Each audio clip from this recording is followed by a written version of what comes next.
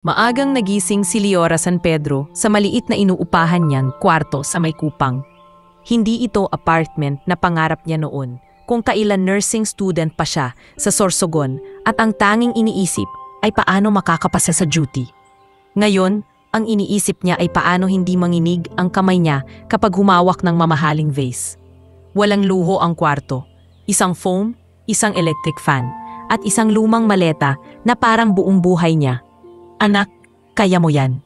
Bulong niya sa sarili habang inaayos ang simpleng puting polo at itim na palda. Pinilit niyang ngumiti sa salamin kahit ang mata niya ay may dalang takot at pagod na matagal nang nakatago. Nang makarating siya sa gate ng mansion sa Ayala Alabang, napatigil siya sandali. Ang bahay ay parang hotel. May fountain sa harap, mahahabang bougainvillea sa gilid at nakabukas na parang bibig ng higanting handang lumunok ng kung sinong hindi sanay sa ganitong mundo. Bagong maid, tanong ng guard na si Dodong Magsino, may hawak na logbook. Opo, Leora San Pedro. Inabot niya ang ID na galing sa agency. Tumango si Dodong. Pasok ka. Mabait naman sila, pero iba ang hangin dito. Ingat ka lang sa mga salita, lalo na sa bata. Bata? Napatitig si Leora sa kanya. Pero bago pa siya makatanong, binuksan na nito ang gate. Sa loob, sinalubong na siya ng malinis na marmol na sahig at amoy ng mamahaling air freshener. Sa grand foyer, may babaeng nasa late 40s na nakapamiwang. Ang postura parang hindi natutulog sa pagod, kundi sa utos. Ikaw si Leora, malamig ang boses nito. Opo, ma'am. Ako si Aling Sita, housekeeper dito. Dito bawal ang tamad, bawal ang chismosa at lalong bawal ang pabaya. Pinagmasdan siya mula ulo hanggang paa. Mahina ang loob mo. Hindi po, mabilis niyang sagot kahit gusto niyang matawa sa kaba. Magaling, kasi may bata tayong inaalagaan. At sa batang yun umiikot ang buong tahanan na to. Pinuro ni Aling Sita ang hallway patungong East Wing. Habang naglalakad sila, ipinaliwanag nito ang mga trabaho, pag-aayos ng guest rooms, pagwawalis sa music hall, pagpo-polish ng railings na parang salamin. Pero kapansin-pansin na tuwing babanggit si Aling Sita ng bata, bumabagal ang boses nito. Pagdating sa isang pintuan na may nameplate na Enzo, kumatok si Aling Sita. Ma'am Celestine, si bagong maid po. Bumukas ang pinto. Si Celestine Belmonte ang lumitaw, maputi, eleganting parang hindi nagkakamali kahit sa paghinga. Pero ang mata niya, may mga linyang pagod na hindi kayang takpan ng pulbos. Ah, ikaw ang bago. Mahina ang ngiti ni Celestine. Salamat sa pagdating. Kailangan namin ng dagdag na kamay dito. Opo ma'am, gagawin ko po ang best ko. Yumuko si Leora. Tumango si Celestine at sa likod nito, nakita ni Leora ang higaan ng bata. Payat ang nakahigang lalaki, may tubo sa ilong at may stuffed dinosaur sa tabi. Ngunit nang mapalingon ang bata, luminaw ang mga mata niyang tila may sariling liwanag. Hay, mahina nitong bati. Hay rin, sagot ni Leora. Pilit na hindi magpakita ng awa sa mukha. Ako si Ate Leora. Ate Leora, inulit ng bata, parang sinusukat ang tunog. Ako si Enzo. Bago pa siya makapagsalita ulit, dumating ang lalaking may matipunong tindig at suot na corporate polo.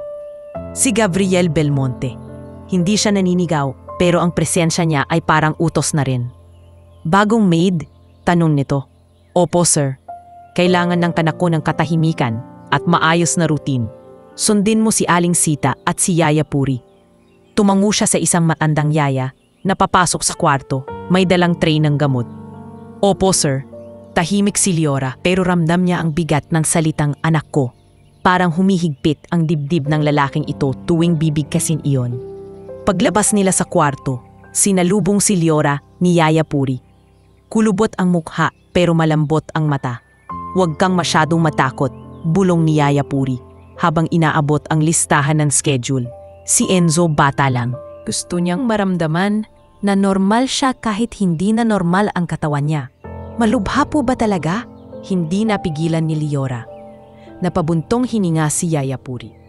Matagal na siyang lumalaban. Si Doc Tomas pumupunta araw-araw. Pero may mga gabi na hindi na namin alam kung bukas nandito pa siya. Parang may malamig na kamay na pumisil sa batok ni Leora. Naalala niya ang kapatid niyang si Hila, na noong huling gabi, sa maliit nilang klinik. Huminga ng paiksi-iksi habang wala silang pambayad sa ambulansya. Hindi niya kayang maalala yung tunog, kaya lang kusa itong bumalik.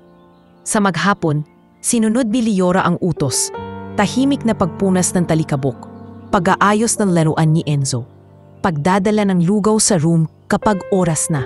May tutor ding dumating, si Mika Doria, bata pa pero may matalim na tingin. "New maid?" tanong ni Mika habang inaayos ang laptop sa study table. "Opo." "Good. Huwag mong istorbohin si Enzo kapag study time. Delikado kapag napapagod siya." Parang sisi sa tono nito, pero pinili ni Liora na ngumiti lang. "Hindi ko po gagawin." Pagsapit ng gabi, tapos na ang lahat. Sa staff quarters, nakahiga si Liora pero gising pa rin ang isip. Naririnig niya ang huni ng fountain sa labas at ang mahinang yabag sa hallway. Dahan-dahan siyang lumabas, hindi dahil sa utos, kundi dahil sa kutob. Sa dulo ng koridor, may pinto ang bahagyang nakabukas, ang private playroom. Doon niya narinig ang pigil na hikbi. Sumilip siya. Si Enzo, nakaupo sa sahig. Yakap ang dinosaur, nanginginig ang balikat. "Enzo?" mahinang tawag ni Liora. Nagulak ang bata, mabilis na pinunasan ang mata. "Ate, sorry. Hindi ko alam kung bawal ako dito." "Hindi bawal." Lumuhod si Liora ilang hakbang palapit, pero hindi siya lumapit agad. Hinayaan niyang lumuwag ang hangin. "Bakit ka umiiyak?" Tahimik muna si Enzo, tapos bumulong. "Pagod na ako, ate. Lahat sila. Parang lagi akong babasagin. Gusto ko lang naman maglaro nang walang nakabantay." Napasinghap si Liora. Gusto niyang sabihing naiintindihan niya, pero alam niyang iba ang sakit ng bata kaysa sa kanya. Kaya pinili niyang maging totoo. "Ako rin pagod, Enzo," sabi niya sa mahinang tawa. "Pagod sa takot. Pero minsan kahit pagod, kailangan pa rin natin ang konting laro para makahinga." Nagtaas ng tingin si Enzo. "Marunong ka mag-story?" Try natin." Kinuha ni Liora ang isang laruan sa shelf. Isang maliit na wooden boat. Ito si Kapitan Bangka. Siya'y mahina na rin ang makina, pero hindi siya tumitigil. Kasi may mga tao siyang kailangang ihatid. Napangipi si Enzo, kahit bahagya. Tapos may isang tagapunas ng bangka. Tinuro niya ang sarili niya, pabiro, na palaging naglilinis para hindi ito lumubog. Kahit minsan, nakakatakot ang alon. Tumawa si Enzo ng mahina. "Ate Liora, parang ikaw yung tagapunas." "Pwede," ngumiti siya. "Pero ikaw ang kapitan. Ikaw ang magdedesisyon kung saan pupunta." Sa sandaling iyon, hindi na umiyak si Enzo. Sumandal ito sa pader, parang napagod sa lungkot at napalitan ng kahit munting ginhawa. "Pwede ka bang bumalik bukas?" tanong ni Enzo, parang nahihiyang humiling. Tumingin si Liora sa kanya. Kung papayagan ni Aling Sita, oo. Pero kahit hindi, kapag naririnig kitang malungkot, babalik ako. Bumuntong hininga ang bata at sa unang beses na nakita ni Liora ang mukha nito na payapa, naisip niya. Hindi lang trabaho ang pinasok niya sa mansion na to. Parang may laban siyang biglang tinanggap. Laban na hindi niya siguradong kaya, pero alam niyang hindi niya iiwan. Kinabukasan, bago pa sumikat ang araw, nakaabang na si Liora sa kusina. Tahimik pa ang buong bahay, pero sa mansion na ito, ang katahimikan ay hindi ibig sabihin walang nangyayari. Parang may mga lihim na gumagalaw kahit walang tao. "Uy, bagong mukha," bungad ng isang lalaking matangkad at bilugan ang pisngi. May suot na chef coat na parang bagong plansa. "Ikaw si Liora, no?" "Opo, kayo po si Chef Bart." Sagot niya, pilit na ngiti habang hawak ang tray ng almusal. "Bart La Cuesta. Pero dito, Bart lang. Huwag ka masyadong kabahan. Ang kaba dito, sa taas lang." Tinuro nito ang ceiling na parang may kinutukoy na mas mabigat kaysa kisame. "Para kay Enzo yang lugaw?" "Opo, low salt daw po." Tiningnan niya ang listahan ni Yaya Puri. "Good, laging low salt. At laging may oras. Dito oras ang kalaban." Biglang bumaba ang boses ni Chef Bart tapos bumalik sa pagiging palabiro. "Sige, ihatid mo na. Ako na bahala sa omelet ni Sir. Kapag mali yan, may bagyo." Tumango si Liora at naglakad palabas ng kusina. Sa hallway, nasalubong niya si Manong Ramil, ang hardinero. May dalang maliit na buke ng sampagita at gumamela. Para kay Enzo? Tanong ni Liora. Oo, mahina ang sagot ni Manong Ramil. Bata pa rin kahit may sakit. Kailangan may kulay ang umaga. Gumiti si Liora. Sasamahan ko kayo mamaya sa garden siguro, kung papayagan. Buti naman. Gusto niya dun sa gazebo, malungkot kapag walang kausap. Kumindat si Manong Ramil na parang may lihim din siyang kabutihan. Pagpasok ni Liora sa kwarto ni Enzo, gising na ang bata. Nakaupo ito sa kama, suot ang pajama na may maliliit na rockets. Ate Liora, masigla ang batik. Pero kapansin-pansin ang hingal kahit sa simpleng pag-upo. Good morning, Kapitan Bangka. Bulong niya, sabay abot ng lugaw. Napangiti si Enzo. Pero bago pa niya makuha ang tray, may pumasok na babae na parang hangin na matalim, si Mika Doria, tutor. Enzo, study time in 20 minutes. Please finish breakfast on schedule. Mabilis ang pagsasalita nito, halatang sanay sa utos. Okay, Micah, mahina ang sagot ni Enzo. Hindi napigilan ni Liora ang pagtingin kay Micah. Ma'am, baka pwedeng after breakfast magpahinga muna siya. Parang medyo hinal. Tumaas ang kilay ni Micah. Ate Liora, I've been handling Enzo's routine for months. If we keep adjusting, he'll never catch up. He wants to be normal, right? Tahimik si Enzo, parang nahihiya sa pagitan nilang dalawa. Kaya tumango na lang si Liora. Opo, sige po, paglabas ni Micah. Pabulong siyang nagsabi kay Enzo. Kung napagod ka, sabihin mo, kahit normal ang gusto mo, hindi ibig sabihin isusugal natin ang katawan mo. Promise. Sagot ng bata, pero parang may pasang lungkot sa boses. Habang nagliligpit si Liora, narinig niya sa kabilang kwarto ang mababang usapan ng mag-asawang Belmonte.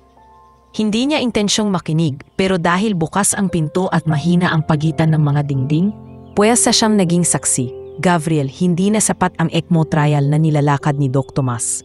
Narinig niyan sabi ni Celestine, kailangan natin ng mas agresibong opsyon. Celestine, alam ko, naputol siya ng boses ni Gabriel, pagod at pilit na kontrolado. Pero bawat opsyon, may katumbas na risk. Hindi ko kayang ipasok si Enzo sa kung ano-anong procedure na wala tayong kasiguruhan. Wala tayong kasiguruhan kahit wala tayong gawin. Tumama ang panginginig ng tinig ni Celestine sa dibdib ni Liora. Bawat araw na lumilipas, parang ako ang nilalamon. Saglit na katahimikan. Tapos narinig niyang bumuntong hininga si Gabriel. Hindi ko rin kaya, Celestine, pero hindi pwedeng pera lang ang solusyon dito. Parang may pader na biglang bumagsak sa loob ni Liora. Sa isip niya, bakit kahit sobrang yaman, ganito pa rin ang sakit, ganito rin ang takot.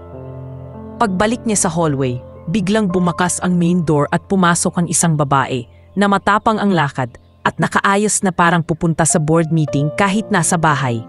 Si Verna Alonso, nakasunod si attorney, Felino at si Jonas Arcio, PR manager, halatang may dalang folders. Ay, nandito pala kayo? Malamig nitong bati kay Aling Sita na lumabas para salubungin siya. Nasaan ang kapatid ko?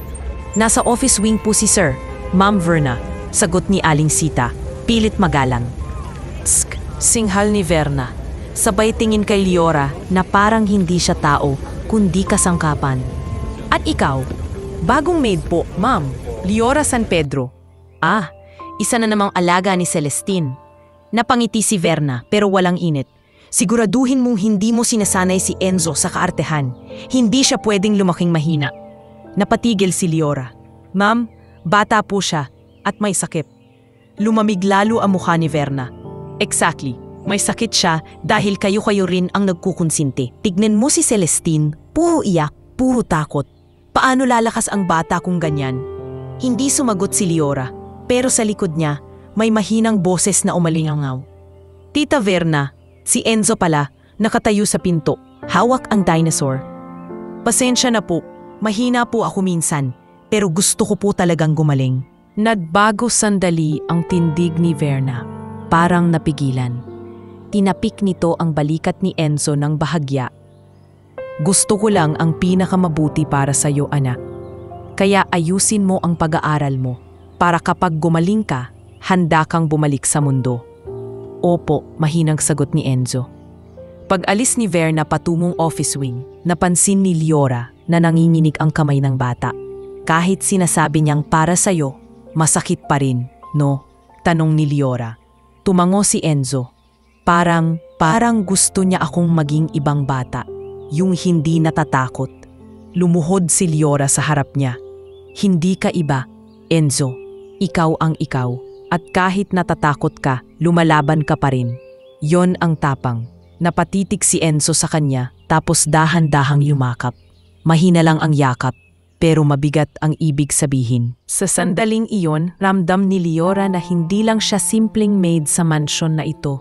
May papel na siyang hindi niya hiniling, pero tila siya ang pinili. Maya-maya, dumating si Dr. Tomas Ricarte para sa daily check-up.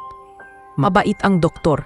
May puting buhok at boses na parang laging may pag-asa kahit ubus na ang oras. "Good morning, Enzo. How's our captain today?" Sabi ni Doc Tomas habang kinukuha ang stethoscope. "Okay po. Medyo hingal pero okay," sagot ni Enzo. Nakita ni Liora ang mabilis na pagkikibit-balikat ng doktor, parang nagtatala ng tahimik na problema sa isip.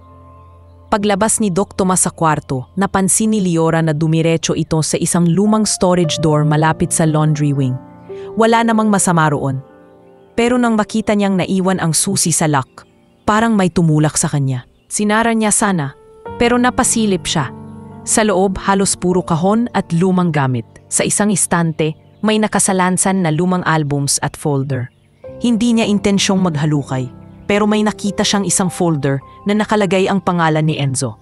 At sa tabi nito, isang lumang larawan ng batang halos kaedad ni Enzo. Naka-oxygen din, may nakasulat na Bicol Outreach 2015. Parang may kuryenteng dumaloy sa likod niya. Bakit may ganitong file dito? At bakit parang pamilyar ang mukha sa larawan na tila may kahawig na kwento sa kanya? Mabilis niyang ibinalik ang folder sa pagkakasalansan.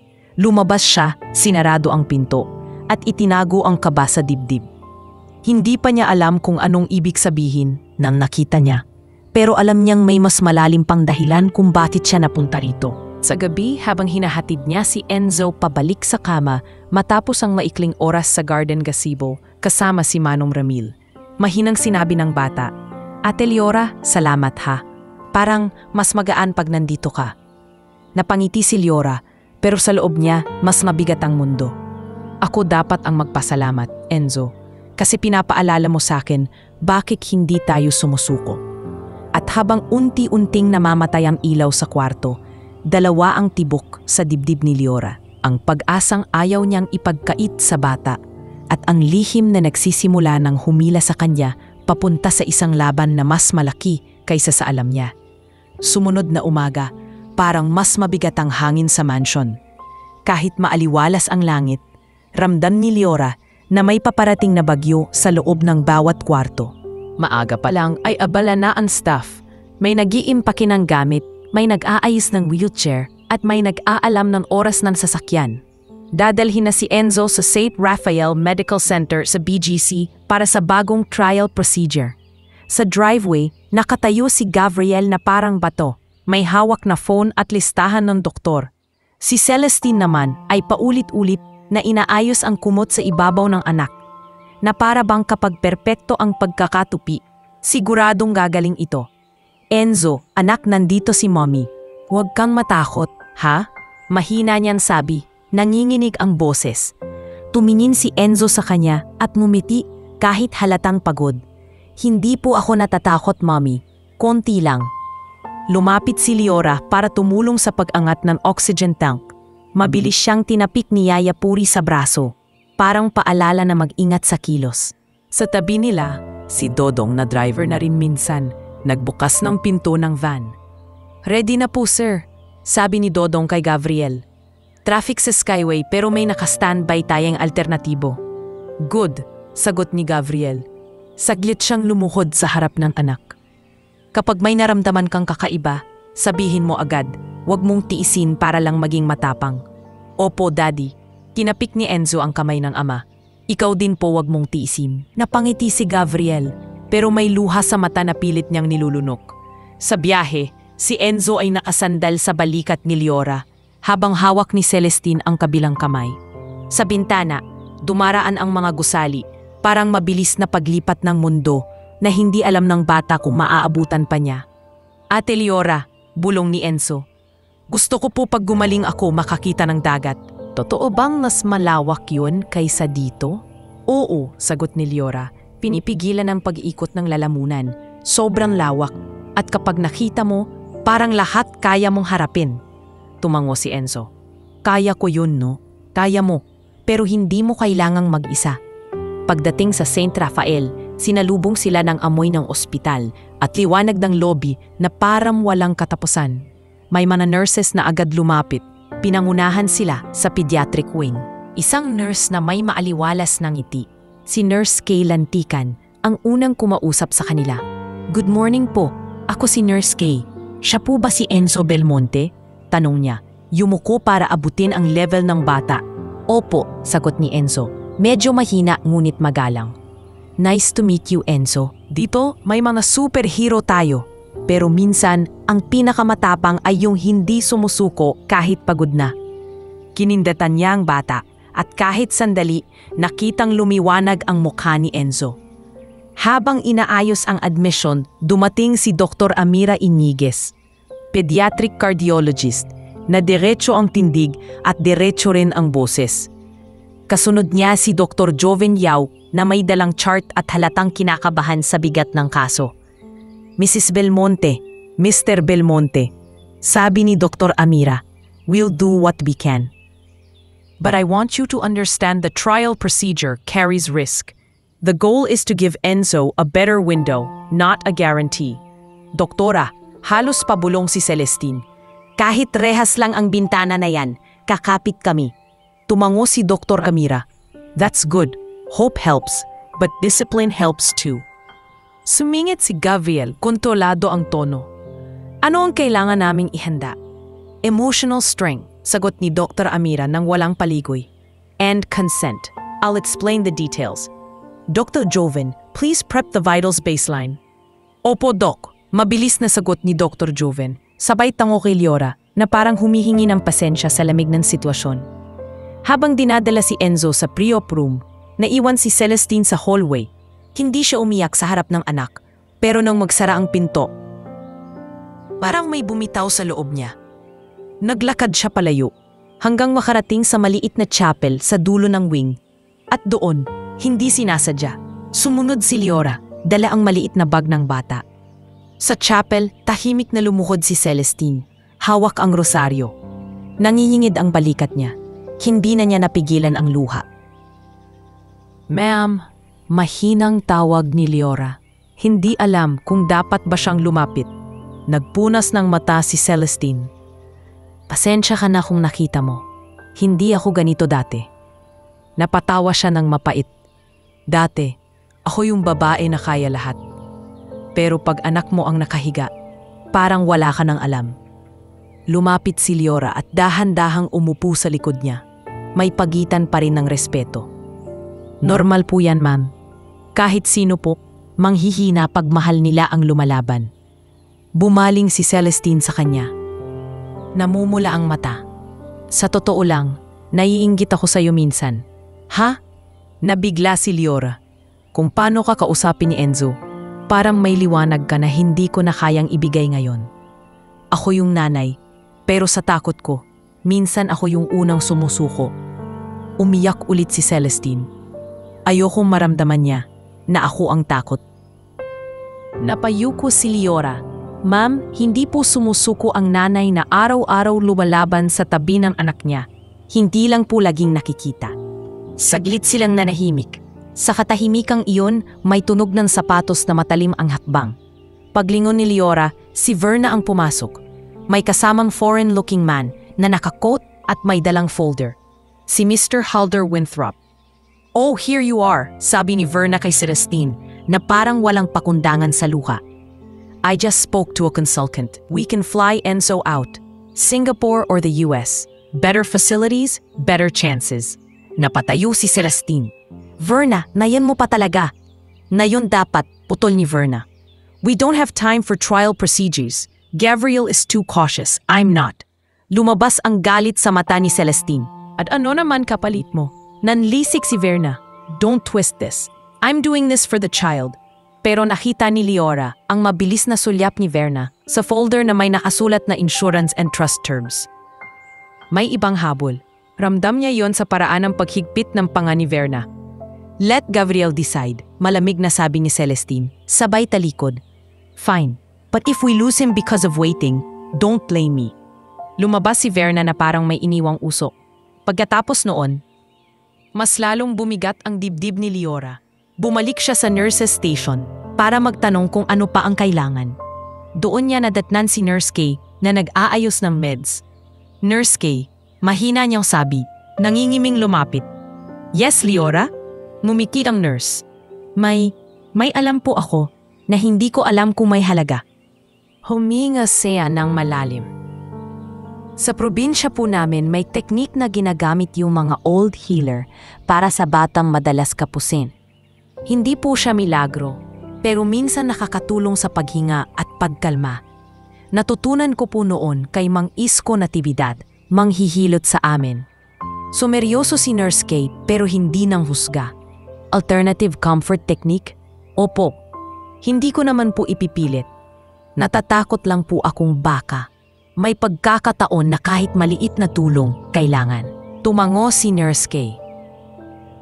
I appreciate you telling me. Hindi lahat ng yan accepted medically, pero comfort matters.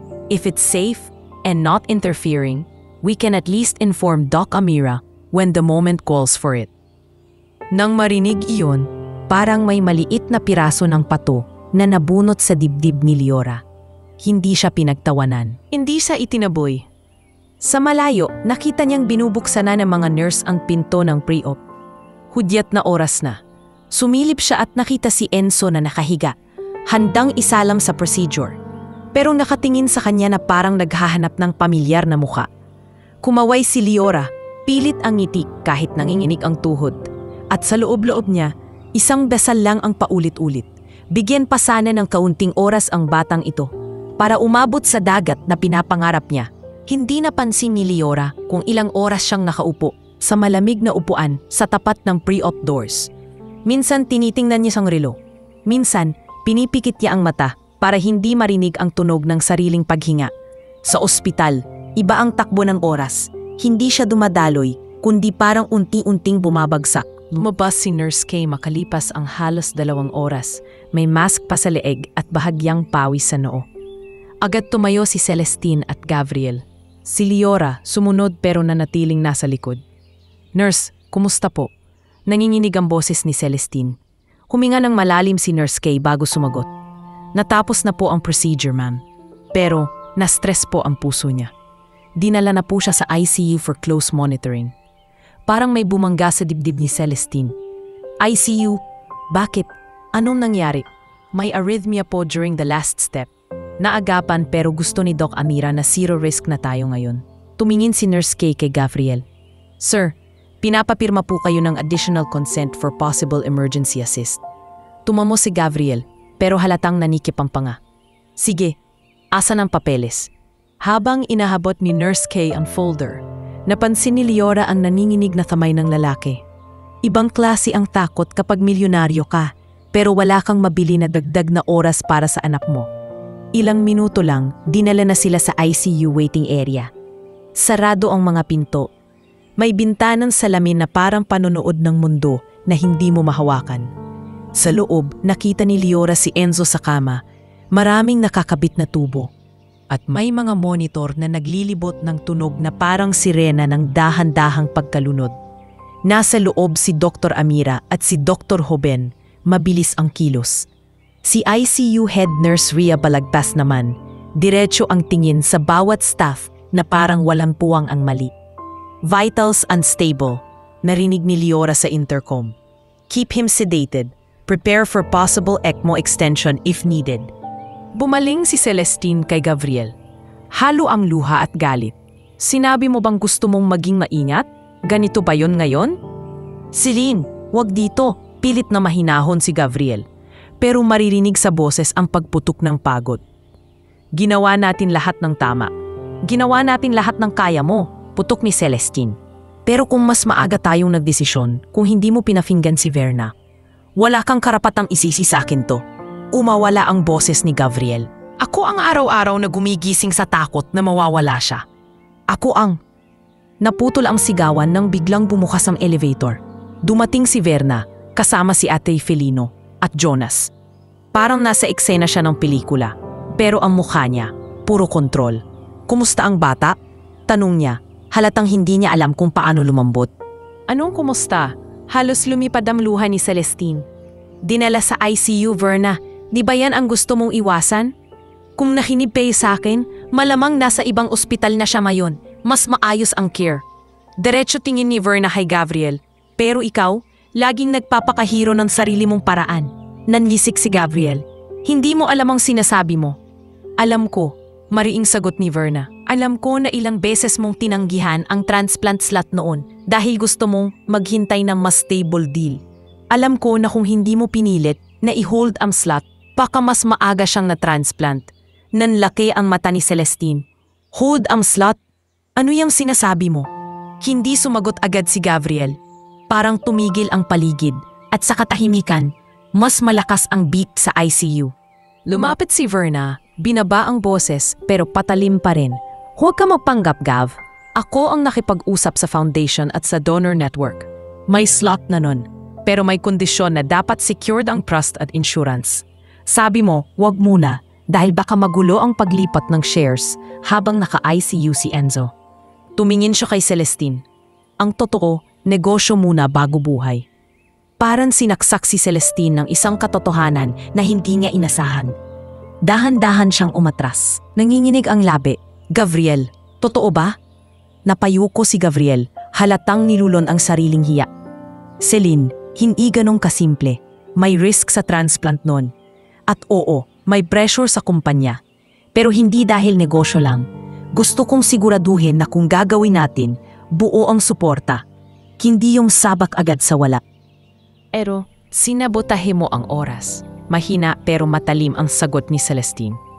Hindi mo man lang sinabi sa akin. Sumiklab ang mata ni Verna. Hindi niyo ako pwedeng sisihin dito. Ako ang naghanap ng options. Ako ang tumutulong. Nagpapanggap kang tumutulong. Pili ni Celestine, naninginig na sa galit at sakit. Pero may sarili kang habol. Anong habol ko? Balik ni Verna. Kontrol, pera, lahat ng dapat kay Enzo. Lumapit si Celestine at tinuro si Verna. Alam kong hindi mo ako gusto. Pero anak namin to. Hindi to chess piece. Enough. Humarang si Attorney Felino, mabigat ang boses. This is not helping the child. Sa tabi, si Jonas Arceo tahimik lang pero halata ang pag-alinlangan sa mukha. Para bang may mga bagay siyang napapansin na hindi niya pa masabi. Hindi na napigilan ni Celestine ang luha. Upo sana siya pero nang hina ang tuhod niya. Mabilis siyang nasalo ni Liora. Ma'am, dahan-dahan po. Mahigpit ang hawak ni Liora sa braso niya. Tumingin si Celestine kay Liora. Parang sa unang beses nakita ang maid hindi bilang staff kundi bilang tao. Liora, anak ko. Naputol siya ng hikbi. Hindi ko alam kung kaya ko pa. Ma'am, mahina ang sagot ni Liora. Nandito po tayo. Hindi tayo aalis. Pero sa loob, siya rin ay nagsisimulang gumuho. Sa tunog ng monitor, bumalik sa kanya ang amoy ng maliit nilang klinik sa Bicol. Ang malamig na kamay ng kapatid niyang si Lila at ang huling bulong nito, Ate, huwag mo akong bitawan. Noon, wala siyang nagawa. Ngayon, ayaw niyang maulit. Lumabas si Dr. Amira sa ICU. Nakababa ang mask. May bahid ng pagod at seryedad ang mukha niya. Family? Tanong niya. Tumayo si Gabriel. Si Celestine halos gumapang sa pag-asa. Si Verna naapirmi rin. His heart is failing faster than we expected. Diretso ni Dr. Amira. We're doing all supportive measures, but if we don't get a response, we're looking at a very short window. Gaano kaikli? Halos pabulong si Celestine. Huminga ng mabigat si Dr. Amira, parang inihahanda ang sarili sa bawat salitang babanggitin. At this rate, we might be down to an hour to stabilize him. 1 hour. Parang pinutol ang hangin sa hallway. Si Gabriel nanigas. Si Celestine napaluhod at napahawak sa dibdib. Si Verna unang beses natulala, parang hindi na kayang magsuot ng matapang na mask. Si Leora hindi na maramdaman ang sahig sa paa. Isang oras na lang ang layo ng bata sa pangarap niyang dagat sa pagiging normal sa mismong buhay. At sa likod ng salamin, nakita niya si Enzo na bahagyang gumalaw, parang hinahanap ang boses na pamilyar. Sa sandaling iyon, alam ni Leora na may paparating na sandali na hindi hihingi ng pahintulot at kailangan niyang pumili kung mananatili lang ba siyang maid o magiging tao na hahawak sa kamay ng isang batang papalayo na ang oras. Malamig ang liwanag ng ICU at mas malamig ang bawat beep na tumatama sa dibdib ni Leora. Sa monitor, pababa ang numero, pataas ang alarma. Sa loob ng kwarto, parang umiigting ang hangin habang paikot-ikot si Dr. Amira at si Dr. Joven sa kama ni Enzo. BP dropping, SAT-82, mabilis na sabi ni Dr. Joven. Increase flow. Prepare for ECMO if he crashes again. Utos ni Dr. Amira. Sa waiting area sa labas, nakadikit si Celestine sa salamin, rosaryo sa daliri. Si Gabriel nakasandal sa dingding, nakapikit na parang inuubos ang huling lakas. Si Verna nasa likod nila, tahimik pero kahit siya hindi maitago ang takot sa mata. Lumabas si Nurse Rhea, diretso kay Gabriel. Sir, kung bumagsak ulit, ECMO na agad. Kailangan namin ng go signal. Gawin niyo na lahat. Basag ang boses ni Gabriel. Sa loob, bahagyang nadising si Enzo sa sedasyon. Dumilat siya, mabigat ang mata, at hinanap ang mga mukha. Napansin iyon ni Leora sa paanan ng kama. Do, gising siya? Enzo, lumapit si Dr. Amira. Hear me, calm ka lang. Tinutulungan namin ang puso mo. Kumilos ang bibig ng bata. Mommy, Daddy, pinapasok sila ni Nurse Rhea ng mabilis. 2 minutes lang, huwag siyang payak. Lumapit si Celestine at hinalikan ng noo ng anak. Nandito si Mami, anak. Mahal na mahal kita. Lumuhod si Gabriel sa kabilang gilid. Anak, anong gusto mo? Sabihin mo sa amin. Napalingon si Enzo kay Leora na nakatayo sa dulo. Para siyang kapitbahay na hinahanap ang ilaw sa dilim. Halos pabulong niyan sinabi. Ate Leora, yung kanta ni Lola, pwede? Nanlaki ang mata ni Celestine. Anong kanta, bunso? Tulog na, bunso. Nahinto siya, bumilis ang beep at bumagsak ang ritmo. Ma'am, sir, out, utos ni Nurse Rhea. He's destabilizing. Sandali, pakiusap ni Leora. Halos manginig ang tuhod. Siya ang humiling. Hayaan niyo akong humuni. Pampakalma lang. Bawal ang stimulation, botol ni Nurse Rhea. Sumingit si Dr. Amira, mata sa monitor. If it calms him, let her. 1 minute. Walang oras para maghanap pa ng audio. Lumapit si Leora, hinawakan ang kamay ni Enzo at nagsimulang umawit ng mahina, halos himig lang. Tulog na, bunso.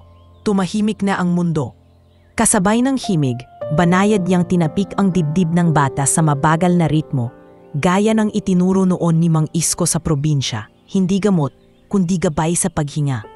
Inhale, exhale. Sa bawat tapik, may bulong siyang salita. Okay lang, Kapitan Bangka. Nandito ako. Sa una, lalong bumilis ang tunog. Parang kumakawala ang katawan ni Enzo. Pero hindi bumitaw si Leora. Hindi rin siya nagmadali. Pinanatili niya ang ritmo ng kanta, ang tapik, ang hinga. Unti-unting bumagal ang dibdib ng bata. Umakyat ang SAT, 85, 88, 90. Bumaba ang heart rate sa mas ligtas na bilang. Stabilizing, halos bulong ni Dr. Joven. Dok, tumataas! Now, sigaw ni Dr. Amira. ECMO team, move. This is our window. Parang kidlat ang kilos ng staff. Dumating ang cart, nag-set up si Nurse Rhea. Si Tech Carlo nag-check ng linya. Si Leora umatras sa sulok. Nanginginig ang mga daliri na kanina lang ay nasa dibdib ng bata. Sa gilid, napaupo si Celestine sa gulat at pag-asa. Leora, anong ginawa mo? Pinakinggan ko lang siya, ma'am. Pabulong na sagot ni Leora. Luha na ang boses. Ayaw niyang umalis na takot. Sa gitna ng paghahanda, bahagyang dumilat si Enzo. Tila mas payapa ang muka. Salamat ate, mahina niyang sabi. Huwag kang magsayang ng lakas sa salita. Nangingilid ang luha ni Leora. Itabi mo yan sa laban mo. Hinila siya ni Dr. Amira palapit sandali. You didn't cure him, sabi nito. But you calmed him enough to buy time. That matters. Tumango si Liora. Dok, gusto ko lang maramdaman niyang hindi siya nag-iisa. Sa labas ng ICU, lumapit si Gabriel sa kanya. Wala na ang yabang ng negosyante. Kung hindi dahil sa'yo, Sir, siya po ang lumaban. Putol ni Liora. Ako, sumabay lang. Si Verna nakatayo sa pinto, tahimik. Wala siyang maipintas. Unang beses siyang walang salita. Sa mata niya, may halo ng hiya at takot na hindi niya kayang sambitin. Lumipas ang mga minutong parang oras. Nang tuluyang umandar ang ECMO at maging steady ang vitals, lumabas si Dr. Amira at hinarap ang pamilya. We bought time, sabi niya. Not forever, but enough to fight another day. Bumagsak ang balikat ni Celestine sa pag-iyak, parang muling nabuhay. Si Gabriel napapikit at napahawak sa ulo. Pabulong na salamat. Si Liora na natiling nakatayo sa gilid. Hindi pa rin makapaniwala na sa isang oras na halos wala na, may naitawid silang sandali. At habang muling nilalamon ng sedasyon si Enzo, humigpit ang kamay ni Liora, hindi bilang maid, kundi bilang taong handang sumabay sa natitirang laban ng bata. Hindi pa man tuluyang natutuyo ang luha sa mga pisngi nila, parang may bagong alon na agad na dumating. Sa ospital, walang pahinga ang drama, lalo na kapag may nangyaring hindi nakasulat sa protocol. Kinabukasan, maaga pa lang, pinatawag si Liora sa maliit na conference room sa tabi ng ICU. Doon nakaupo sina Dr. Amira, Dr. Joven, ICU Head Nurse Ria, at isang babaeng naka-gray blazer. Hawak ang makapal na folder. Si Dr. Selena Ho, ethicist ng ospital. Sa may dulo, nandoon din si Nurse Kay, parang tahimik na bantay na handang sumalo kung sakaling malunod siya sa tanong. Miss Liora San Pedro, formal na bungad ni Dr. Selena. We are here to review the incident last night. You performed a non-standard intervention on a critical patient. We need clarity. Napalunok si Liora. Opo, Doktora. Explain to us in your own words what you did and why you did it. Sabi ni Dr. Selena. Walang taas-baba ang tono. Huminga ng malalim si Liora. Kumakanta po ako sa bata, yung lullaby ng lola niya. Tapos, sinabayan ko ng breathing guidance at light rhythmic tapping sa dibdib. Hindi po gamot. Pampakalma lang. Natutunan ko po sa probinsya, sa isang matandang healer. Ginagamit po namin noon para tumulong sa paghinga ng batang kinakapos. Did you understand that touching his chest could have interfered with cardiac monitoring? Singit ni Nurse Ria. Halatang may inip pa rin sa mata. Opo, sagot ni Liora ng diretso. Kaya po sobrang gaan lang ng tapik at sumunod po ako sa ritmo ng paghinga niya. Hindi po ako naglagay ng pressure na pwedeng makasama. Tapping is still stimulation, mariing sabi ni Nurse Ria. Patients in critical arrhythmia should be left to medical intervention. Ria, pigil ni Dr. Amira. Tapos tumingin kay Liora. You're not a clinician. Why did you think you had the right to do it? Hindi iyon tanong lang.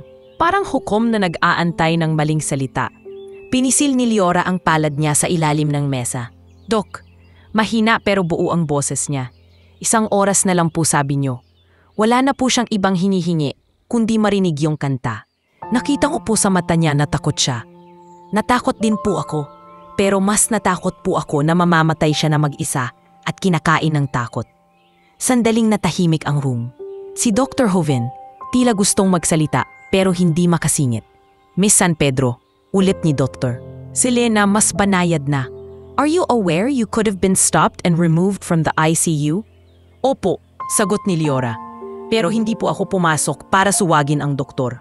Pumasok po ako para sundin yung huling hiling ng bata at para makabili ng ilang minutong pagkatao para sa kanya.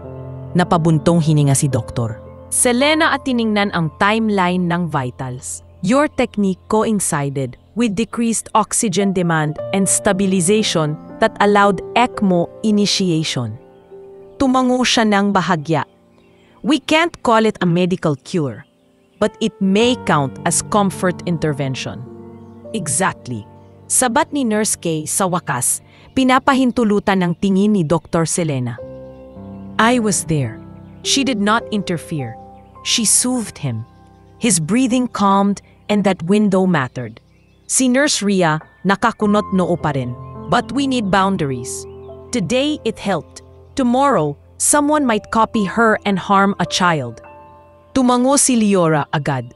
Tama po kayo. Hindi ko po gusto na maging president ito na basta-basta na lang gagawin ng kahit sino.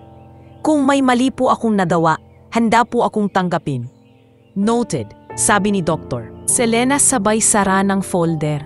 For now, we will document this as a non-clinical supportive act done under emergency context and tolerated by the attending physician. Miss San Pedro, you are cleared to remain as caregiver, but you are strictly prohibited from repeating any physical technique without explicit medical instruction. Opo, doktora, naiintindihan ko po. Parang bumaba ang bato sa dibdib ni Leora, pero hindi pa tapos ang laban. Paglabas niya ng conference room. Nandoon sa hallway si Gabriel at Celestine. Pareho silang maputla sa puyat. Pero sa mata nila ngayon, may kakaibang liwanag, yung liwanag ng taong may utang na hindi kayang bayaran ng pera. Leora, unang lumapit si Celestine. Hawak ang kamay niya. Hindi ko alam kung paano. Ma'am, wag po. Nanginginig ang ngiti ni Leora. Si Enzo po ang matapang. Pero ikaw ang nagbigay ng tulay. Sabat ni Gabriel. Wala nang malamig na boses, parang ama na lang. Kung pwedeng isulat sa kontrata ang pasasalamat ko, gagawin ko. Pero, hindi kasya ang papel. Napatungo si Leora. Sir, sapat na po na lumalaban siya. Sa likod nila, may sumulpot na anino ng problema. Si Verna, nakasuot pa rin ng elegante kahit puno ng galit ang araw. May dalang handbag na parang armas. Ah, nandito pala ang bida. Malamig niyang sabi. Mata kay Leora. Wala kang karapatan sa ospital na to, lalo na sa anak ng kapatid ko. Verna, sabay na putol ni Celestine at Gabriel. Pero nagpumilit si Verna. Hindi mo alam kung anong pinasok mo, Leora San Pedro. Lumapit siya, halos naglalagablab ang mata. Maid ka, empleyada. Hindi ka doktor. At hindi mo pwedeng gawing eksperimento ang pamangkin ko. Ma'am, mahinang sagot ni Leora, pinipigilan ang panginginig. Wala po akong ginawang eksperimento. Kanta lang po at pag-alalay. Alalay? Napatawa si Verna nang walang saya. Kung may nangyaring masama, sino ang sisisihin nila? Ang pamilya, ang ospital. Pero ikaw, uuwi ka lang sa kupang at magsasabing sinubukan ko. Kumilas si Gabriel. Humarap kay Verna. Tama na. Kung hindi dahil sa kanya, baka wala na tayong anak ngayon. Hindi ko hahayaang pastusin mo siya. Nanlaki ang mata ni Verna. Pinagtatanggol mo siya? Halos masakal sa galit. Mas pinapahalagahan mo ang maid kaysa sa dugong kapatid mo. Mas pinapahalagahan ko ang buhay ni Enzo. Mabigat na sagot ni Gabriel at ang tao na tumulong nang wala siyang hinihinging kapalit. Napahiya si Verna sa harap ng hallway na puno ng nurse at staff. Si Jonas Arceo na nasa di kalayuan, napailing na parang unang beses nakakita ng tunay na mukha ng boss niya. Si Attorney Felino, dumating din at mahinang sabi kay Verna, Ma'am, not now. Pero hindi pa rin napigil ang tiyahin. Fine, kung ganyan kayo, bahala kayo. Pero maghanda kayo sa board. Hindi ito matatapos dito. Umalikod siya at umalis na parang may iniwang lason sa sahig. Natapos ang araw na parang dumaan sa bagyo. Pagbalik ni Leora sa ICU door, humarap siya sa salamin. Sa loob, nakahiga si Enzo. Naka-ECMO pa rin. Pero mas steady ang monitor. Sa maliit na galaw ng dibdib ng bata, nagkaroon ng kahulugan ang lahat ng pagod. Lumapit si Nurse Kay at tinapik siya sa balikat. You did good, pero alam mo, after miracles, people look for someone to blame. Ngumiti si Leora ng mapait. Sanay po ako sa ganyan.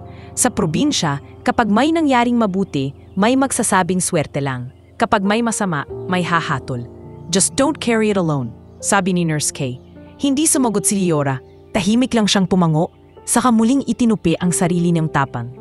Kasi alam niyang mula rito, hindi na lang sakit ni Enzo ang kalaban nila, kundi ang mga taong mas matigas pa sa puso kaysa sa sakit na kumakain dito. Lumipas ang 6 na buwan na parang iisang mahabang gabi. Sa mga araw na iyon, nasanay na si Leora sa tunog ng ospital, sa amoy ng alkohol, sa lamig ng sahig, sa pag-ikot ng oras na laging may kasamang kaba. Pero ngayong umagang ito, Ibang tunog ang bumungad sa kanya. Hindi beep ng monitor, kundi mahinang tawanan sa pediatric ward. At isang pamilyar na boses na matagal niyang hinintay marinig na masigla. Ate Leora, sigaw ni Enzo habang tinutulak ng wheelchair sa hallway. May maliit na oxygen tank pa ring nakasabit sa gilid. Mas pumayat pa rin siya kaysa dati, pero may kulay na ulit ang pisngi. May naka-implant na assist device sa dibdib niya, kaya maingat ang galaw, pero malinaw, buhay na buhay. Naku, Kapitan Bangka, natatawang sagot ni Leora, lumuhod para abutin ang level niya. Anong ginagawa mo rito sa labas? Baka mapagalitan tayo ni Doc Amira.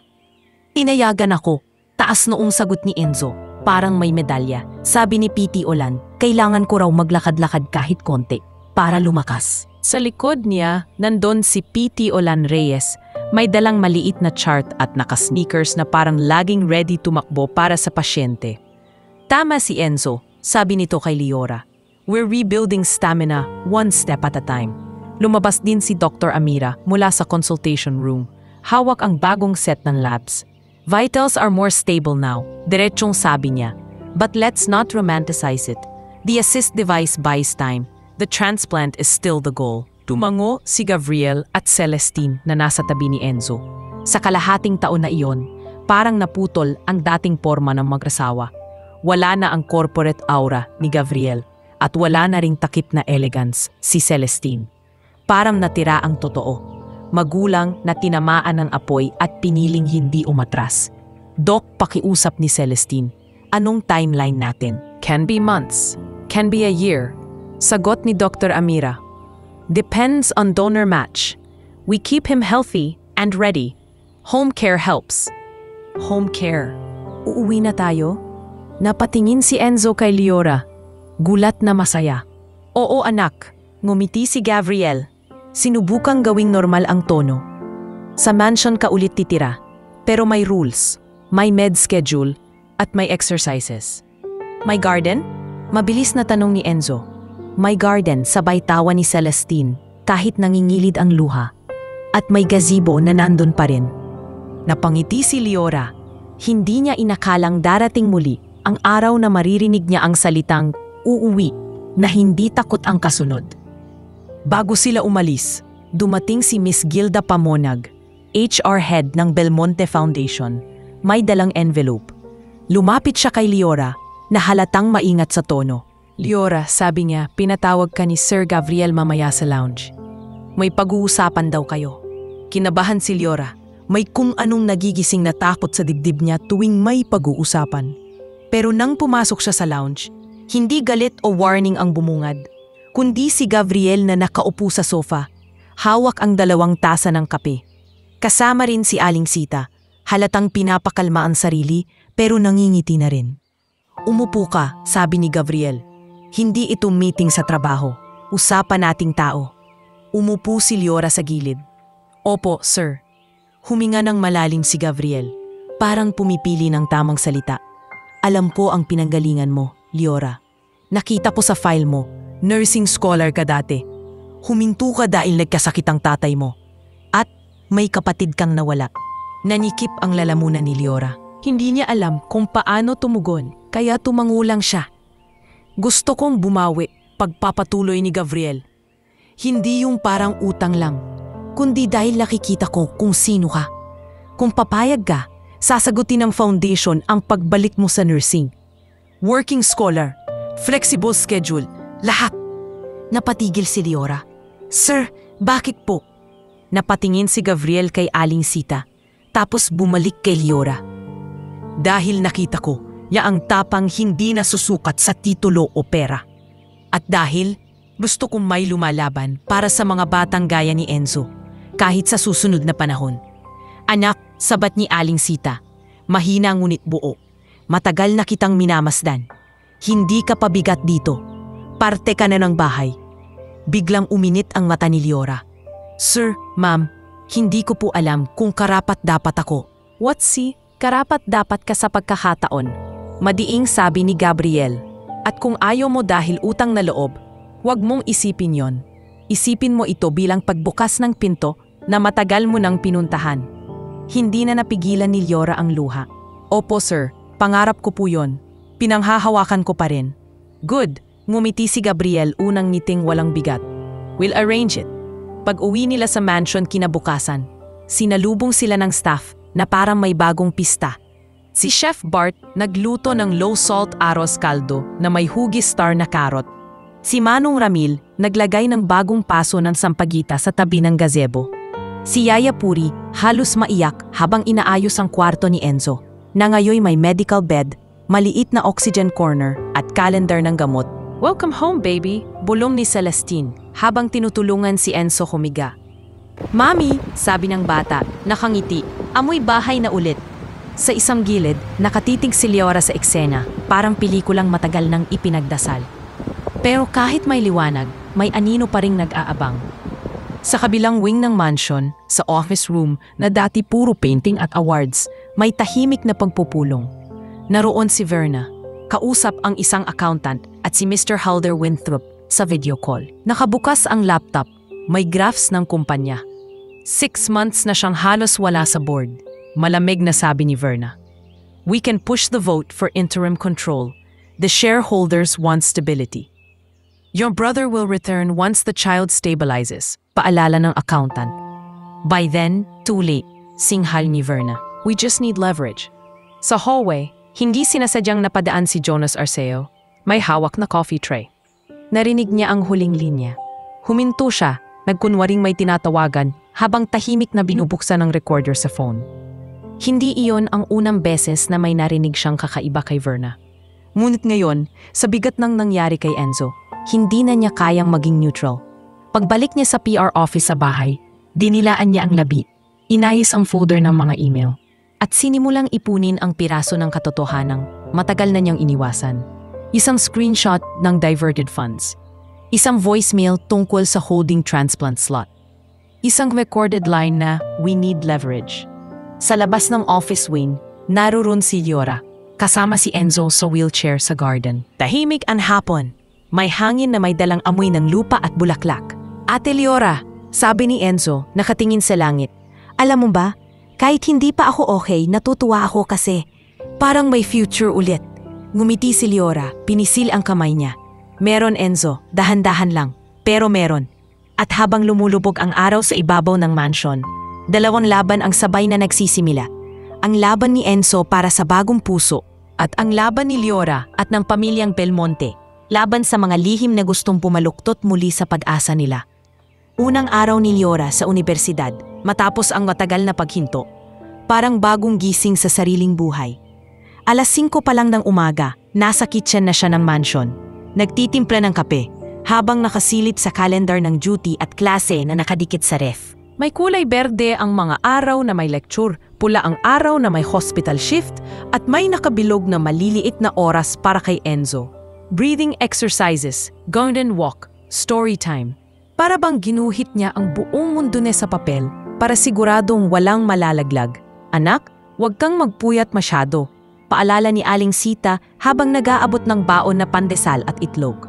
Hindi na ito yung dating housekeeper na puro utos lang. Nayon, parang nanay na rin ni Leora sa bawat kibot. Opo, Aling Sita, numiti si Leora. Pero kaya ko po to. Matagal ko na pong gustong bumalik. Sa sala, nakaupo si Enzo sa wheelchair, hawak ang maliit na inhaler.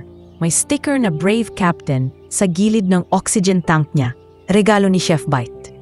Ate Leora, huwag kang mag-alala ha, sabi ng bata, pilit matapang. Ako na bahala dito, si Yaya Puri kasama ko. Lumapit si Leora at pinisil ang pisngi niya ng marahan. Ikaw ang alaga, Enzo. Kapag napagod ka, sabihin mo agad. Opo, tumango si Enzo. Tapos ngumiti. On uwi mo, kwento ka ulit ng mga pasyente mo. Gusto kong marinig. Deal. Natawang sagot ni Leora kahit may kurot sa puso. Ang daming nagbago. Dati, takot siyang umalis kahit saglit. Ngayon, kailangan niyang lumayo ng kaunti para mas lumakit sa pangarap. Sa University Hospital sa Maynila, kung saan siya assigned bilang working scholar, sinalubong siya ng amoy ng antiseptic at ingay ng mga gurney. Sa hallway ng pediatric wing, agad siyang inabutan ng orientation folder ni Prof. Lani Cordero. Nakaban ang buhok, maliit ang katawan pero malakas ang boses. Leora San Pedro, tanong ni Professor Lani. Opo, ma'am. Welcome back. Narinig ko ang story mo sa St. Raphael. I'm not here to judge your past, but to train your future. Dito mahirap, pero mas masarap kapag may dahilan kang lumaban. Pinisil ni Professor Lani ang balikat niya. You have one, don't you? Tumango si Liora. Opo. Sa unang shift niya, na-assign siya sa ward ng mga batang may cardiac cases. Habang nag-aayos siya ng chart, may dumaan na lalaking halos kaedad lang niya. Naka-scrubs na navy blue. May ID na Dr. Elian Sarmiento, CT Fellow. Diretso ang lakad pero malumanay ang mata. Parang sanay sa dugo at dasal. Nurse in training? Tanong ni Elian nang mapansing nalilito siya sa monitor settings. Opo, Doc. First day ko po dito. Okay, I'm Elian. Nagpakilala siya, sabay turo sa ECG line. If the baseline looks jagged like that, check the lead first before panicking. These kids already panic enough. Napangiti si Liora ng bahagya. Opo, Doc. Salamat po. Where did you train before? Casual na tanong ni Elian. Sa probinsya po. Scholarship. Tapos, huminto. Saglit siyang nag-atubili. Tumango si Elian na tila naiintindihan ang hindi sinasabi. Welcome back then. It takes guts to return. Hindi naman sobrang dramatic ang usapan. Pero sa simpleng pangungusap na iyon, may gumapang na init sa dibdib ni Liora. Hindi dahil kilig agad, kundi dahil parang may taong nakakita ng pagod niya nang hindi siya inaawa.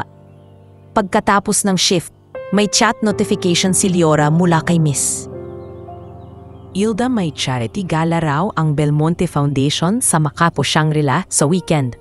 Required daw na dumalo siya bilang bahagi ng foundation scholars. Napatitig siya sa phone. Gala? Siya? Dating maid? Ma'am Celestine.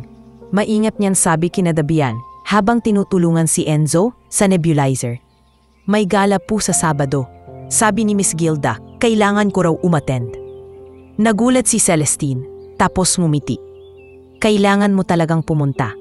Ipapakilala ka ni Gabriel sa mga donors. Hindi ka na lang maid ng mansion.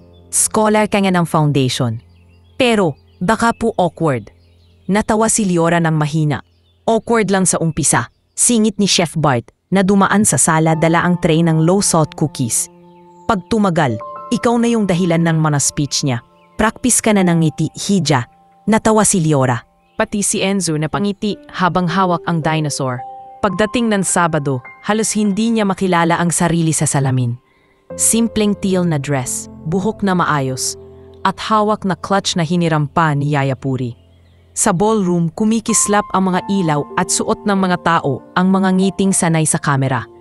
Pero pagpasok ni Liora, hindi siya tiningnan ni Gabriel na parang staff.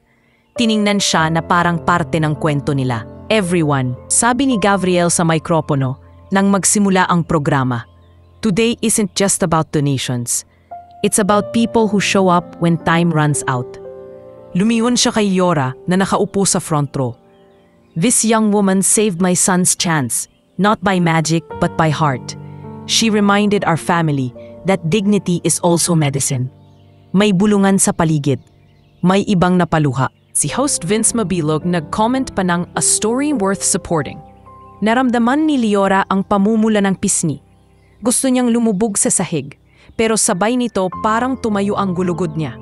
Hindi dahil gusto niya ng spotlight, kundi dahil na-realize niyang may saysay pala ang pinanggalinan niya. Pagkatapos ng speech, lumapit si Dr. Elian. Naka-suit na black, halatang inimbitahan bilang guest surgeon partner ng foundation. I didn't know you were her, sabi niya kay Liora. Medyo gulat pero may respeto. Doc, kayo po yung surgeon kanina sa ward? Sagot niya. Yeah, and now I know why Prof. Lani keeps looking proud when she mentions a returning scholar. Numiti siya. You're doing something big. Bago pa siya makasagot, may humarang na malamig na hangin. Si Verna, naka-red gown, nakataas ang baba at may ngiti na parang pinto ng kulungan. Liora, sabi niya, enjoying the spotlight? Hindi sumagot agad si Liora. Pero bago pa siya masandwich ng dating takot, lumapit si Jonas Arceo at Attorney Felino. Parehong seryoso ang muka. Ma'am Verna, mahinahong sabi ni Attorney Felino, the board meeting will proceed tonight. May kailangan na po kayong harapin. Anong ibig mong sabihin? Nanlilisik si Verna. Umangat ang phone ni Jonas at pinaplay ang audio, yung recording sa office wing. We just need leverage. 6 months na siyang wala sa board. Kasunod ang mga screenshots ng diverted funds at email trail. Namula si Verna. Jonas, you traitor. Hindi po ito pagtataksil. Malamig na sagot ni Jonas. Nanginginig pero matatag. Ito po ay pagtatama. Hindi na po pwedeng gawing bargaining chip ang buhay ng bata. Humigpit ang panga ni Verna. Tinanaw niya si Gabriel na papalapit at si Celestine na nakasuporta sa kanya. Wala siyang nakitang kakampi. Verna, mabigat ang boses ni Gabriel. You used my son's illness to push control. You held a transplant slot. You diverted funds. This ends now. Sandaling parang mawawalan ng hangin si Verna, pero pinilit niyang tumayo, sa yabang. Kung hindi dahil sa akin, wala kayong foundation. Kung hindi dahil sa akin, kung hindi dahil sa'yo, baka mas maaga pang lumaban si Enzo. Putol ni Celestine, tahimik pero pumapatay ang mga salita. Ang lakas mo sa negosyo, pero mahina ka sa puso. Hindi na naniwala ang ballroom sa aktres na matagal nilang kinatatakutan. Tinawag ng security si Chief Dax at maayos na inihatid sa labas si Verna, habang palakpak na halos pabulong ang ilan.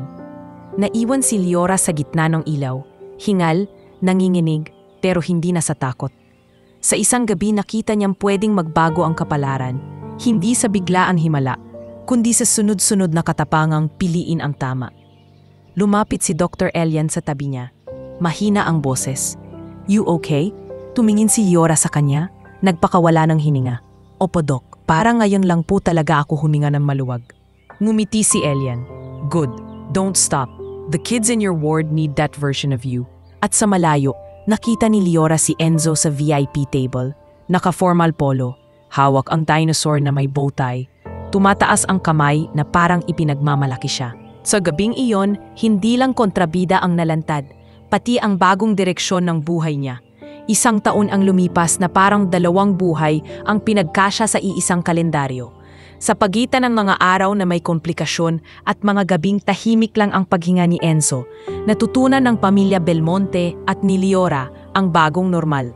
Normal na may takot, normal na may pag-asa, at normal na laging handang tumakbo kapag tumunog ang telepono. Nasa St. Rafael sila noon para sa regular check-up. Si Enzo, na yun ay 9 na, nakhupo sa maliit na recliner ng klinik. Hawak pa rin ang dinosaur niyang si Rexy na may mga bagong tahi sa likod, palatandaan ng ilang beses nang nahulog sa mga huling buwan ng pagod at lungkot. Doc Amira, mahina pero excited ang boses ni Enzo. Magiging okay na ba ako bago mag-Christmas? Bumuntong hininga si Dr. Amira Yaniguez pero hindi na kasing tigas ng dati ang mata niya. Enzo, I won't promise dates, pero we're keeping you ready. At kapag dumating ang tamang donor, lalaban tayo. Kaya ko yun, tumango si Enzo, kahit kita ang pagod sa ngipi. Pagkalabas nila ng klinik, tumunog ang cellphone ni Gabriel, isang unknown hospital line. Dahil sanay na siya sa panganda, mabilis niyang sinagot. Mr. Belmonte? Boses ni Nurse Kay lantikan sa kabilang linya, nanginginig sa excitement. May donor match tayo. Confirmed. Kailangan niyo po pumunta sa Philippine Heart Center Extension sa Quezon City na yun din. Within hours. Parang huminto ang mundo. Napatitig si Gabriel kay Celestine na agad na naintindihan kahit walang salita. Si Liora na nasa likod, dala ang bag ni Enzo, napaupo sa bench sa biglaang hina ng tuhod. Enzo, dahan-dahang lumapit si Celestine, hawak ang balikat ng anak. Anak, may tumawag. May bagong puso na para sa'yo. Nanlaki ang mata ni Enzo. Totoo po? Na yun na? Oo, nanginginig na sagot ni Gabriel. Kaya kailangan nating umalis agad.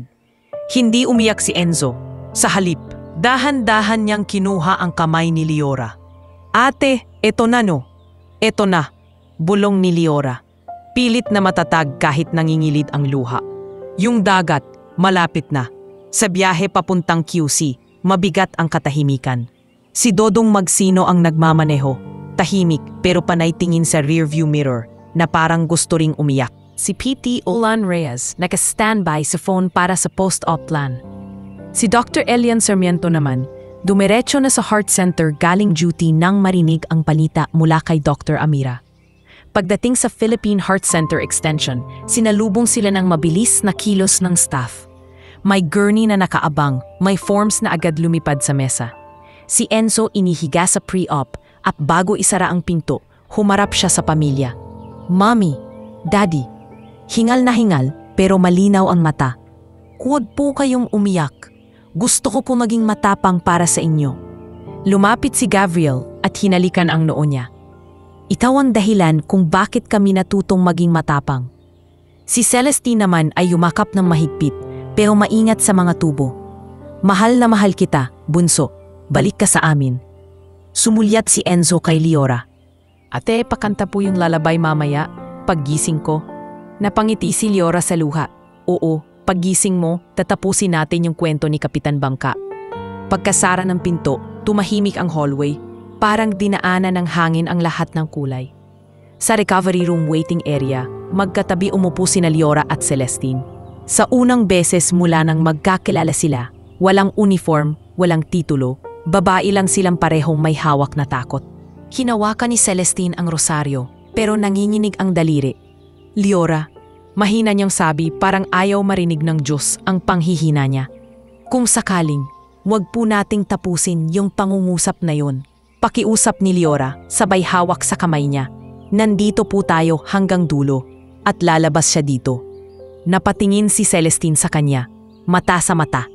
Alam mo, dati, takot ako sa ideya na may maid na mas malapit sa anak ko kaysa sa akin. Pero ngayon, ikaw yung nagpapalakas sa akin. Ma'am, nanginginig ang boses ni Liora. Kayo po ang nanay. Kayo po yung tahanan niya. Kaya nga, bulong ni Celestine. At naging tahanan ka na rin namin. Sandaling katahimikan. Sa labas ng bintana, dumaan ang araw sa ilalim ng ulap. Sa loob, kumapal ang oras. Dumating si Sister Maura galing chapel. May dalang maliit na bote ng benditang tubig. Nagdasal ako para sa inyo, sabi ng madre. Hindi nawawala ang takot, pero may kasama na itong pag-asa ngayon. Tumango si Liora at Celestine. Si Gabriel naman ay naglalakad paikot sa hallway, parang naghahanap ng lugar na hindi niya mahahanap. Makalipas ang mahigit 6 na oras, bumukas ang operating room doors. Lumabas si Dr. Amira. Pagod ang mata pero may ibinubulong na liwanag sa mukha. Kasunod niya si Dr. Elian. May mask na nakababa, nanginginig sa paghinga. Successful transplant, sabi ni Dr. Amira. Diretso pero may bigat ng tagumpay. He's in ICU now. Critical first 24 hours. But the heart is beating well. Parang bumagsak ang langit sa pagyuwag. Napaluhod si Celestine, humagulgol.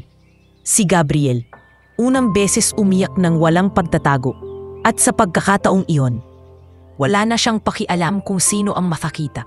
Lumapit siya kay Liora at niyakap siya ng mahigpit, parang kapatid. Salamat, basag ang boses niya. Hindi ko alam kung paano namin babayaran ang lahat. Hindi niyo po kailangang bayaran, singhot ni Liora. Mabuhay lang siya. Kinabukasan, nang payagan ng ICU ang maikling bisita, dinala ni PT Olan si Enzo sa unang assisted sitting. Kahit nakapikit pa, kita ang matatag na tibok sa monitor. At nang tuluyan siyang dumilat, mahina niyang sinabi, Ate. Lumapit si Liora, halos walang tunog sa hakbang. Nandito ako, yung lullaby, pabulong niya. At doon, sa mismong ICU room na minsang naging dulo ng oras niya, muling umawit si Liora. Mas mahina, mas banayad, pero ngayon may kasamang hininga ng pag-asa. Ilang buwan ang lumipas, mas lumalakas si Enzo. Hindi tuloy-tuloy ang recovery, pero tuloy-tuloy ang buhay. Sa isang board meeting sa Makati, humarap si Gabriel sa mga directors na dati puro kita ang usapan. I'm allocating a permanent endowment, sabi niya, nagpa-flash ng slides. We will build the Enzo Belmonte Children's Wing. Free cardiac screening, subsidized surgeries, rural outreach. No child should wait for a donor because of money or politics. Nandun si Miss Gilda, abalang nagtatala ng scholarship slots. Si Jonas Arceo, tahimik na nakangiti, alam na may saysay ang ginawa niyang pagbunyag. Si Attorney Felino tumango sa legal framework. Kahit si Dr. Amira ay naka-video call, seryoso pero halatang proud. Sa kabilang banda, si Liora naman ay abala sa pagtatapos. Sa graduation day sa University Auditorium, suot niya ang puting uniforme ng bagong registered nurse. Sa harap, si Professor Lani ang nagpin ng cap sa kanya. Liora San Pedro, sabi ni Professor Lani, "You return not as someone rescued by fate, but as someone who chose to rescue others. Make that choice every day." Tumulo ang luha ni Liora habang palakpakan ang buong hall. Sa audience, nakaupo si Enzo na naka-formal polo, mas mataba na ang pisngi at may maliit na scar sa dibdib na parang medalya.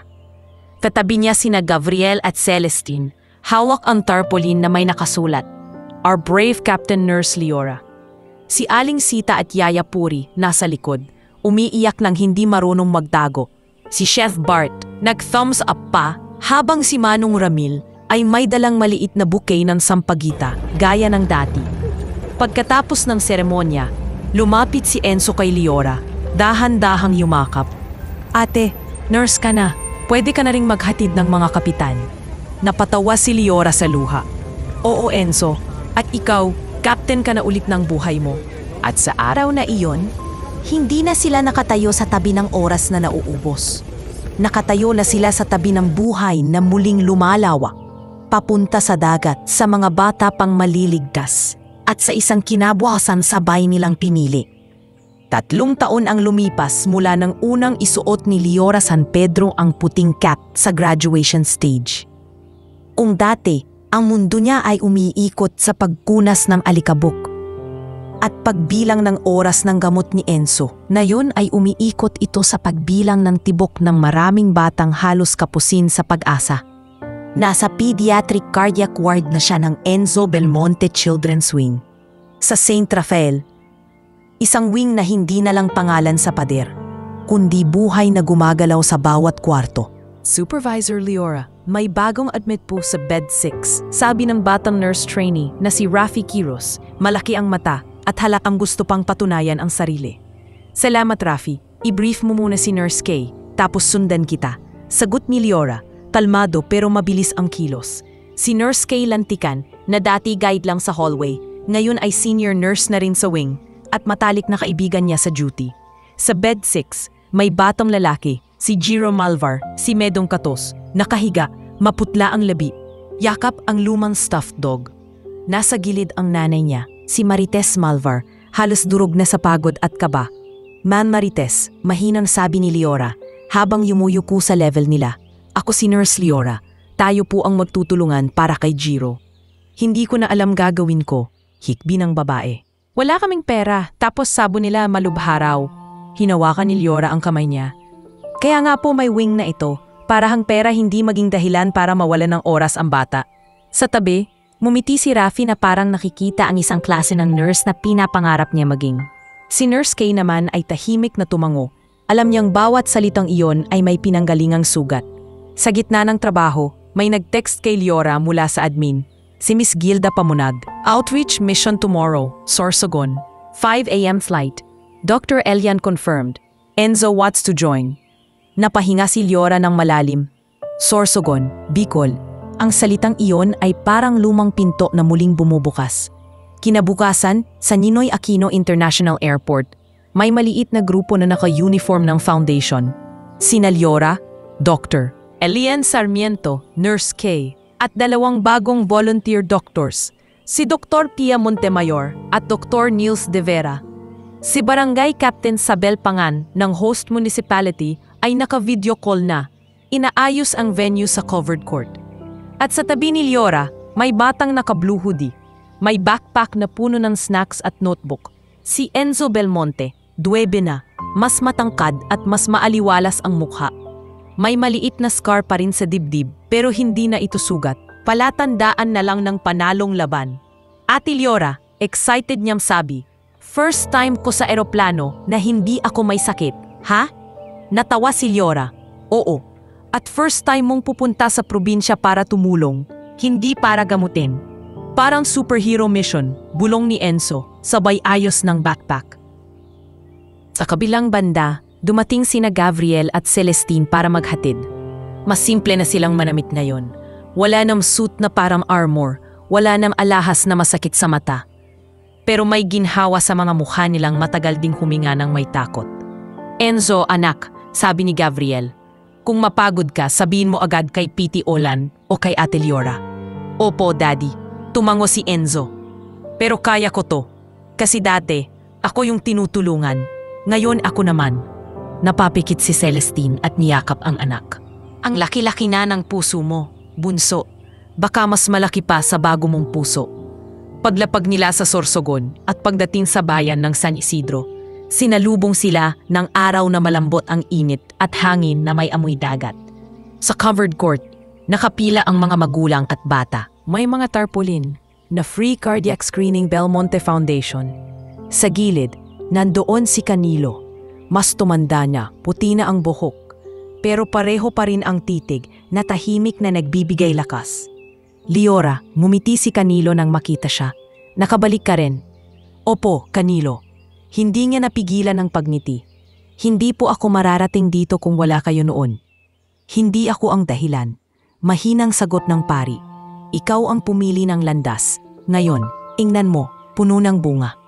Dumating si Barangay Captain Sabel, masigla kahit halatang walang tulog sa paghahanda. Ma'am Liora, Doc Elian, salamat po. Ang daming bata rito na hindi pa nakakapagpa-check up kahit minsan. Gagawin po natin lahat, sagot ni Dr. Elian, sabay ayos ng stethoscope. Hindi na siya yung fellow lang na nakasalubong ni Liora sa ward. Isa na siyang consultant surgeon at partner niya sa programa. Sa pagitan ng mga taon, hindi man nila minadali ang kwento nila. Unti-unti itong nabuo. Sa mga misyon, sa mga gabing duty, sa pagrespeto na naging pag-ibig na tahimik pero matatag. Habang nagsisimula ang screening, si Enzo ay assistant volunteer. Siya ang nag-aabot ng water sa mga batang kabado. Siya ang nagkukwento ng brave captain. Stickers na ginamit niya noon. Kuya Enzo, masakit po ba yung check-up? Tanong ng maliit na batang babae na si Lyra May Caballero, 6. Nanginginig ang kamay. Umupo si Enzo sa tabi niya. Hindi masakit. Parang pinakikinggan lang kung paano kumakanta yung puso mo. Tapos ngumiti siya.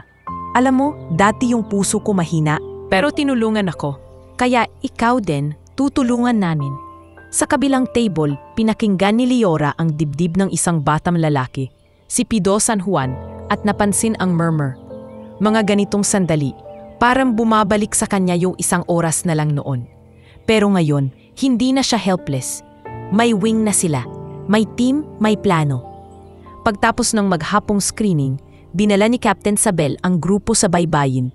Isang simpleng dalampasigan na may kulay kahel na paglubog ng araw. Ito ang dagat na matagal nang pangarap ni Enzo. Pagbaba nila sa buhangin, tumayo si Enzo at tumitig sa alon na parang walang katapusan. Tahimik lang siya sandali, tapos lumingon kay Liora. Ate, mahina niyang sabi, ito pala yung sinasabi mong mas malawak kaysa dito. Ngumiti si Liora, luha sa mata na hindi na masakit. Oo, Enzo, yan yung mundo na akala mo hindi mo na makikita. Lumapit si Dr. Elian at pinisil ang balikat niya. At ngayon, kasama ka na rin sa mga nagbibigay ng pagkakataon sa ibang bata makita yan. Sa likod nila, nandoon si Canilo, nakangiting tahimik, at si Nurse Kay na nagkukwento kay Marites Malbar na sinama nila sa misyon para makita ang sistema ng tulong. Sa malayo, tumatawa sina Dr. Tia at Dr. Niels kasama ang mga volunteer youth. Habang unti-unting dumilim ang langit, naisip ni Liora na hindi pala nagtatapos ang istorya sa Himala. Nagsisimula ito roon. Yung isang oras na halos tumigil ang mundo, nagbukas ng mas mahabang panahon para kay Enzo, para sa kanya, at para sa mga batang ngayon pa lang nila sisimulan iligtas. At sa tunog ng alon, tahimik siyang nagpasalamat, hindi sa swerte, kundi sa mga taong nagpiling hindi sumuko kahit naubos na ang oras.